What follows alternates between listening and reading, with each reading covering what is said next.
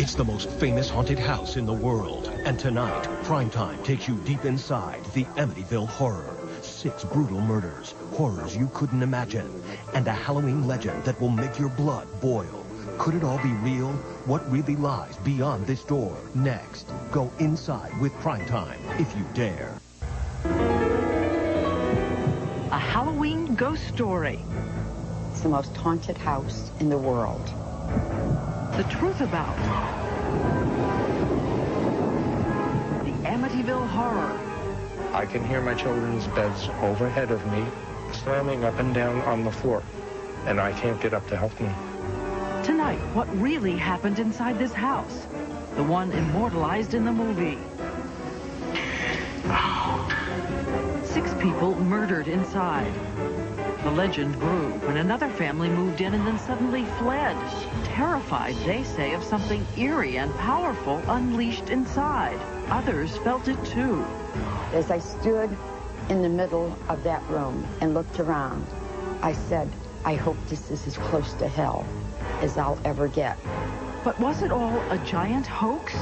Elizabeth Vargas with The House in Amityville.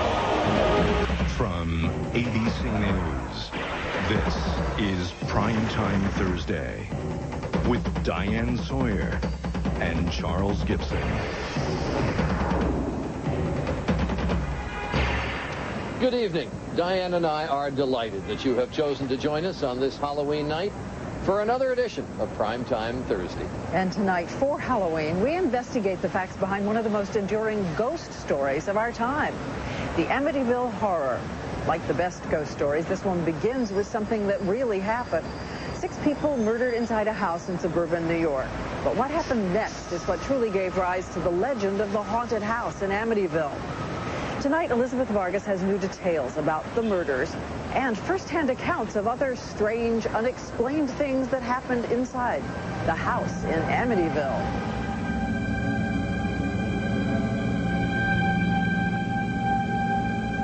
This is it, the Dutch colonial house in Amityville, New York, where so many strange and terrible things happened, both real and perhaps imagined.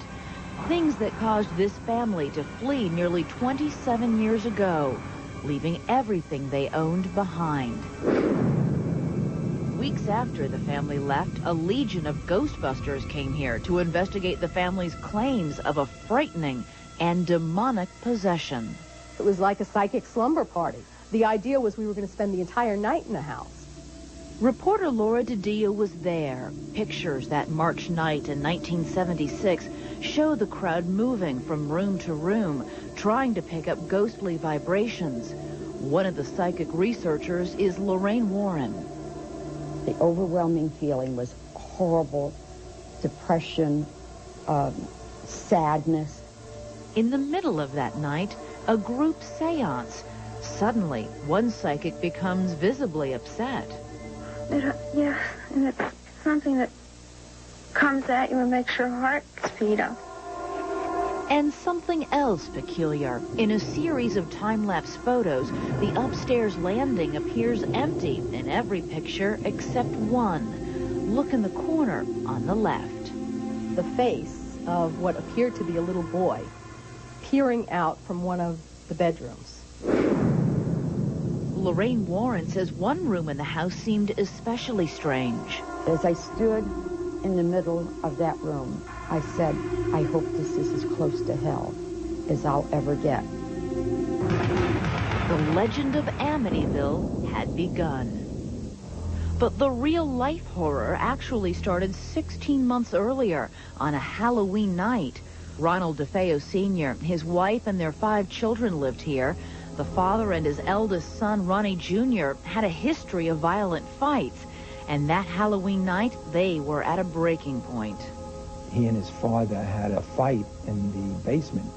Harvey Aronson was a reporter for a local newspaper. And his father punched him in the face, and he was all bloody. 2 weeks later, Ronnie Jr. burst into the neighborhood bar. He came, he opened the door, and he was screaming, come on, help me. Somebody shot my mother and father.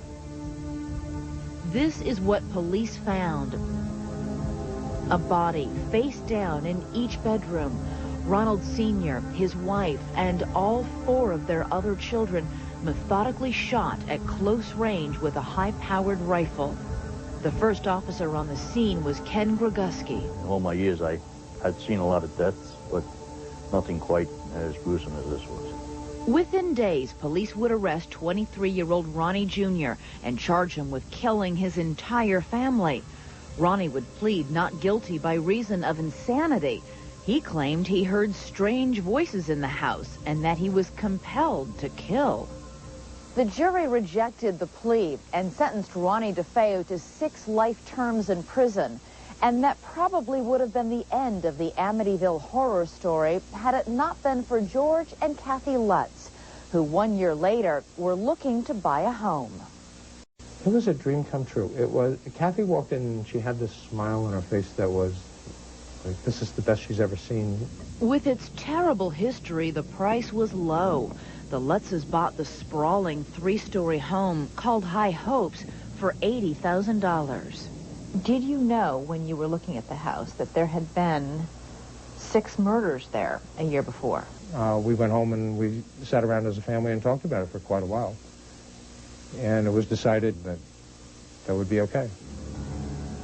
But the house's history did unsettle them enough to have a priest, Father Pecoraro, seen here with the Lutz's children, bless the house. Lutz says the priest swore that in one room he felt an unseen hand slap him and heard a loud voice warn him. He heard the words "get out" very strongly. He became ill. He had flu-like symptoms. His hands bled openly for a while. The priest reportedly has since died, but within days, Lutz says his family also began to notice strange things about their new home. There were odors in the house that came and went. There were sounds. The front door would slam shut in the middle of the night. Lutz says the house was inexplicably cold. He says he kept the fireplace burning night and day in a futile attempt to stay warm. The story of what happened to the Lutz family would later become a best-selling book and a blockbuster movie, The Amityville Horror. It dramatized the Lutz's story, the swarms of flies in the room where the priest claimed to have heard a voice, the front door flying off its hinges, and Lutz's constant chill, and lots of slime oozing everywhere. Lutz says while the movie is at points very exaggerated, all of it is based on reality. What about this slime that we saw so much of in the movie? The Hollywood movie? The slime was not out of the walls either. It was like gelatin, like drops of gelatin on the carpet going from room to room. And you would get up in the morning and that would be there.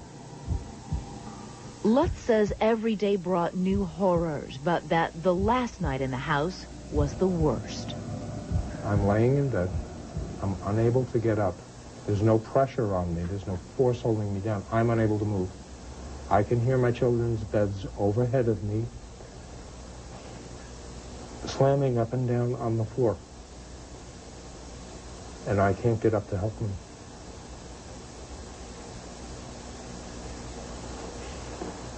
How long did that last? All night. And you couldn't move? No.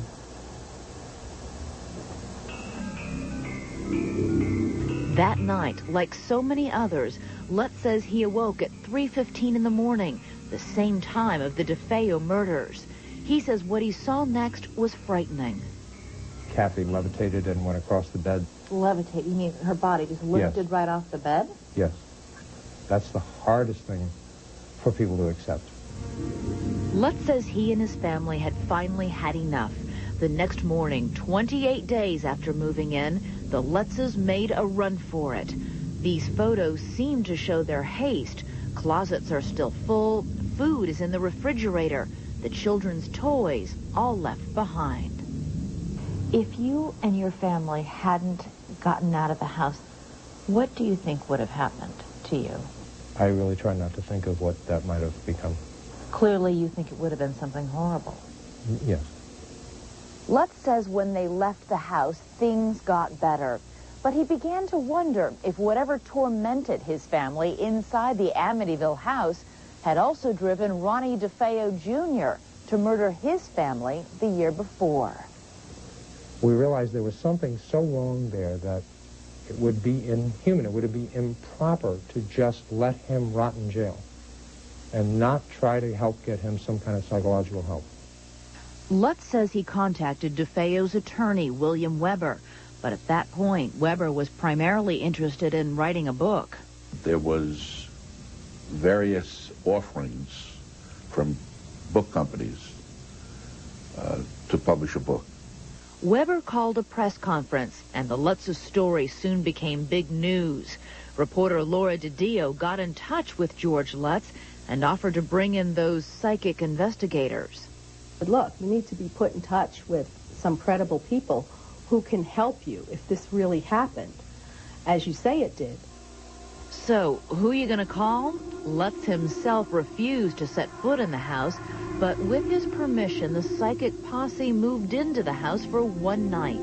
The TV cameras captured no ghosts, but there is that one mysterious image in those time-lapse photos, the little boy on the left. And there were no little boys in your group? No. I mean, it looked like a ghost boy, okay? But you saw these two, eyes there. And that was sort of, oh, where'd that come from? That's a mystery. A mystery caught on film. Or was it? A strange tale gets stranger still. A woman who says she's in touch with the dead comes to the house.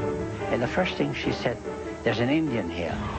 Plus, the man who murdered his entire family reveals what really happened inside the house on Ocean Avenue that night.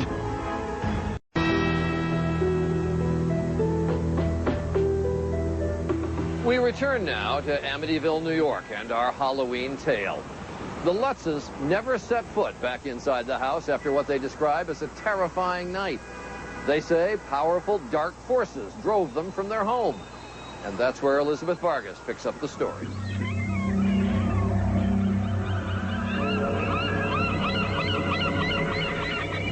Soon after they flee the house on Ocean Avenue, George and Kathy Lutz meet with William Weber about writing a book.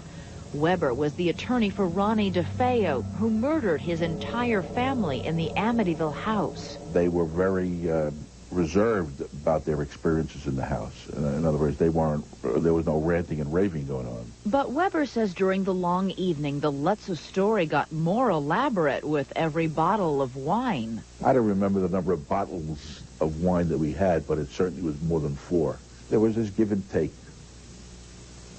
And towards the end, we were creating ideas. What do you mean, creating? Creating. In other words, if you were talking about the green slime, well, why couldn't it have come from a demonic source? But did he tell you he was making this up, or did he tell you that we also saw green slime? He never told me he saw green slime. So bottom line, do you believe the Lutz's story about what happened in those 28 days? Absolutely not. Why not? Because I know that they were making a commercial venture of this. William Weber now says that this meeting wherein you described what happened to you at the house was more like a creative writing session over a few bottles of wine where you all sort of came up with concocted this great story, this great hoax. We know what happened to us. And we remember. The Lutzes rejected a book deal with Weber and instead agreed to write a book with author Jay Anson. The result, The Amityville Horror, a true story. It becomes a phenomenon, more than 6 million copies sold, and spawning the blockbuster movie. But Weber still wanted to write his Amityville book and hired Hans Holzer, professor of paranormal psychology and a self-styled world-famous ghost catcher. They wanted me to look into what was really going on in that house. In 1977, Holzer went to Amityville with a medium, someone who claims to be able to talk to the dead. She went into the house, and the first thing she said, there's an Indian here. She then in trance explained that the Indian chief was on a warpath because this was sacred ground. He was buried there, and anything on this land must be removed, and the people must leave. Holzer believes Ronnie DeFeo was possessed by the angry Indian spirit. The chief of the Montaukett tribe of Long Island told us there is no record of a burial ground on the land, but Holzer is adamant. The Indian chief will be there until the house is destroyed, and one fine day it will burn down, and the land will be clean again. For all the believers, Amityville also attracted legions of professional skeptics. Joe Nickel has made a career of examining haunted houses and said there's never been a documented case, and that includes Amityville. But Nickel has never been inside 112 Ocean Avenue. He has never even met the Lutzes. Why are you so certain that you know what the truth is? Amityville was everything you ever heard about and then some. It was some of this and some of that and a lot of demonic stuff thrown in, and even motifs that seemed to have been more or less stolen from the movie Exorcist, like floating up in the air off the bed. And so it just looked phony from the get-go. What is your reaction to people who say, look, the Lutz family made up this entire tale to make money. This was something that they decided to do, to stage, so that they could sell a book and, wow, even make a movie? Well, we could have done it better. We should have done it better if that was the plan. All told, the Amityville horror book and movie netted the Lutzes about $300,000, they say. Not bad, but certainly not the multi-millions those with the rights to the book, movie, and all the sequels raked in. And the Lutzes gave up a lot along the way. Their home, their business, even their children were taunted, they say, when their story became known. Do you wish you'd never bought the house at 112 Ocean Avenue? And there are times. And I've often wondered what my life would have been like. What if I'd made this decision instead of that? So what are we to believe after nearly 3 decades? The Amityville horror has become a legend, compelling but elusive. We decided to make one more phone call to the man who was there at the very beginning. Ronnie DeFeo was still serving those 6 life sentences in an upstate New York prison.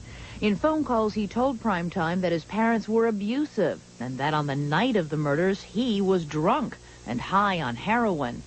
As for those ghosts, he claims he lied and there were no voices commanding him to kill.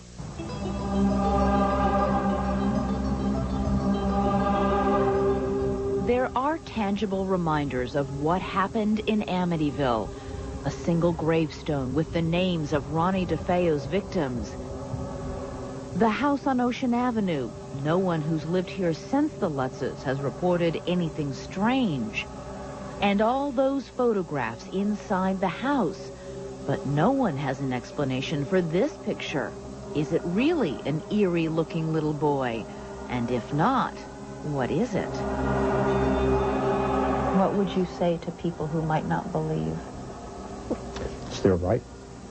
I can't tell them what to think, what to believe. I can just say what I experienced.